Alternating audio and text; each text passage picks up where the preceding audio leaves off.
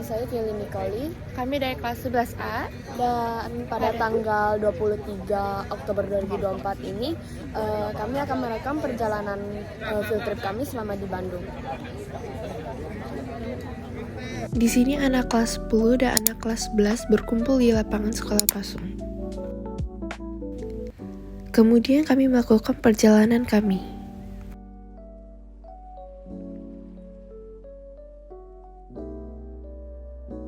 Kunjungan pertama kami yaitu Museum Pos Indonesia.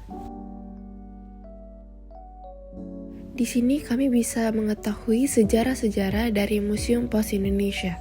Ya, pertanyaannya tidak tepat dari materi yang sudah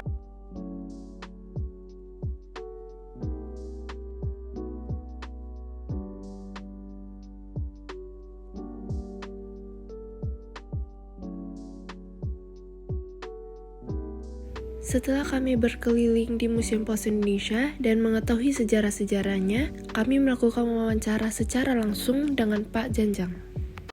Pak, boleh perkenalkan dirinya? Baik, nama saya Janjang, saya salah satu pemandu atau pengelola di Museum Pos Indonesia Bandung. Oke, saya wawancara ya Pak. Boleh. Pertanyaan pertama, apakah ada apa peran Museum Pos Indonesia dalam pelestarian sejarah komunikasi di Indonesia?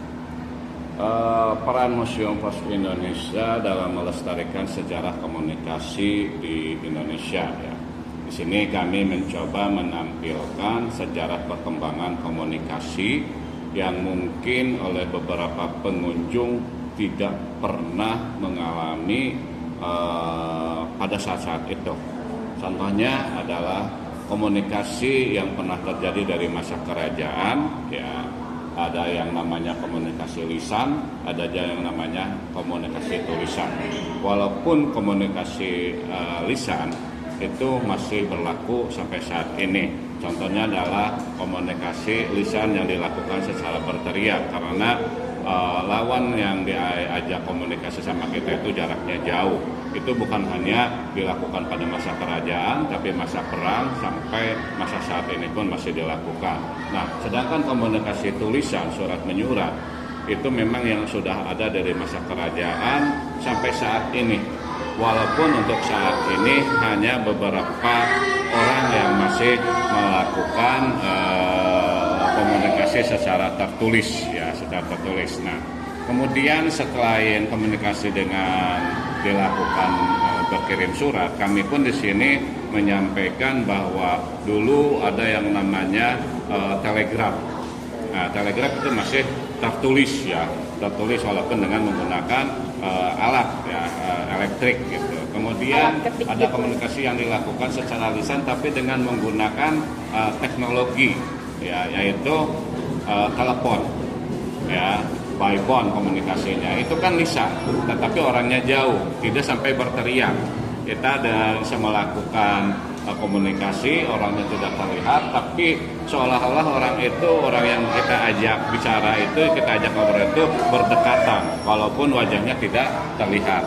Nah, sampai walaupun untuk perkembangan komunikasi dengan melalui telepon saat ini adalah dengan genggaman tangan, yang genggaman tangan dengan handphone itu mungkin tidak disajikan di kami, tetapi kita sampaikan secara lisan kepada pengunjung perkembangannya. Nah, itu yang dilakukan oleh kami untuk mengedukasi para pengunjung yang datang.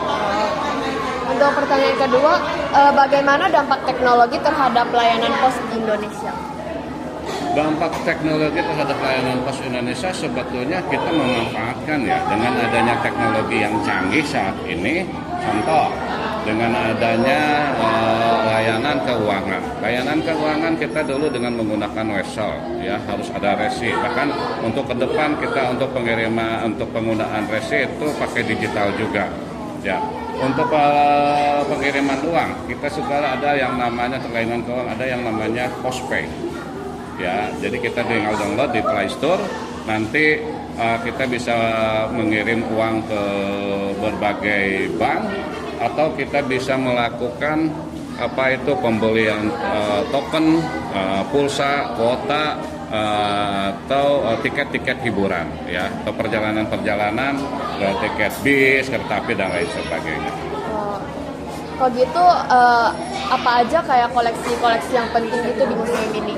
Nah, secara garis besar kalau koleksi yang disajikan di tempat kami ini adalah ada 3 jenis koleksi ya. Pertama adalah koleksi sejarah yang tadi saya sampaikan, kemudian perangko, dan yang ketiga adalah peralatan. Apakah ada kayak cerita menarik dari pengiriman surat yang pernah terjadi di Indonesia? Kalau untuk pengiriman surat yang menarik ini begini ya. Jadi ketika teknologi canggih, saya pernah baca ada satu pasang kekasih yang masih melakukan komunikasi pada tahun 2015, itu adanya di daerah Jawa Tengah ya, Jogja ya. Mereka masih melakukan surat menyurat. Nah, kalau untuk itu kan menarik sekali ya, ketika orang sudah memanfaatkan teknologi yang canggih, tetapi mereka masih melakukan komunikasi dengan surat menyurat. Nah, kalau untuk pengirimannya, karena saya ini bukan di bagian operasi pengiriman surat, jadi untuk saya sendiri, saya tidak ada pengalaman yang menarik dalam pengiriman surat. Tapi kalau untuk pengiriman paket, saya pernah. Jadi waktu itu kita mengirimkan paket, tetapi waktunya sudah malam. Tetapi kita sangat senang sekali ketika bahwa paket tersebut memang ditunggu sekali oleh penerimanya, dan waktu sudah larut malam mereka masih mau menunggu pengiriman kiriman pos yang kita kirimkan. Bagaimana kayak proses pengiriman surat dan paket pada masa lalu dibandingkan dengan sekarang? Proses pengiriman surat dari masa lalu dengan masa sekarang sebetulnya pengirimannya sama saja.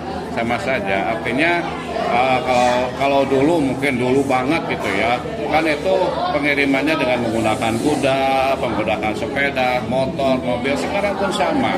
Tidak menutup kemungkinan di sesuatu daerah masih ada yang menggunakan kuda. Kenapa?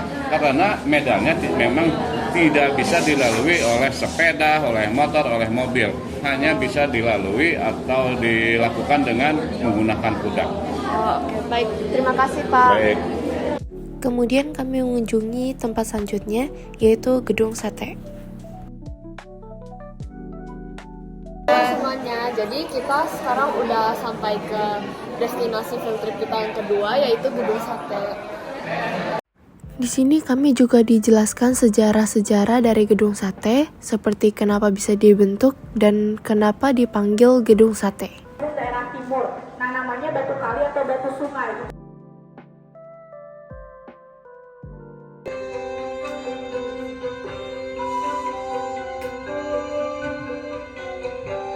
Setelah kami menonton dan berkeliling di Gedung Sate, akhirnya kami mengunjungi tempat selanjutnya, yaitu Kartika Sari.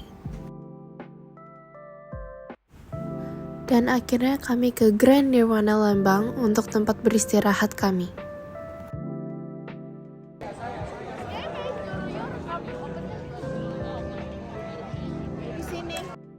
Di sini tempatnya kami untuk makan malam dan melakukan aktivitas seperti api unggun dan tukar kado. Sekarang kami memulai hari kedua kami dengan trekking pagi. Kemudian setelah beres-beres, kami memulai perjalanan kami ke destinasi pertama kami, yaitu Balai Inseminasi Buatan. Hai. Jadi sekarang kita udah memulai hari kedua kita dengan mengunjungi destinasi pertama kita, yaitu Balai Inseminasi Buatan Lembang.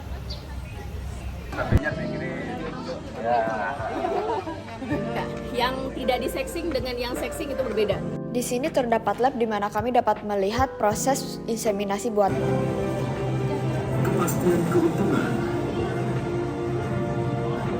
Udaranya ini kita pakai ini.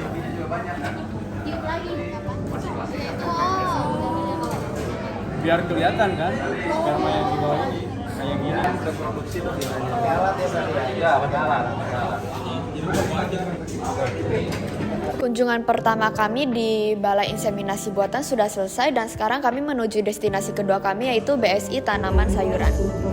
Di sini kami dapat melihat berbagai jenis tanaman.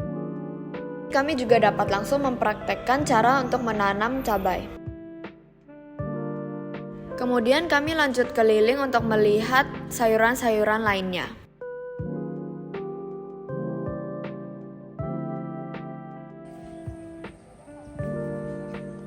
Setelah mengunjungi 2 destinasi, kami akan memulai perjalanan kami untuk balik ke Jakarta.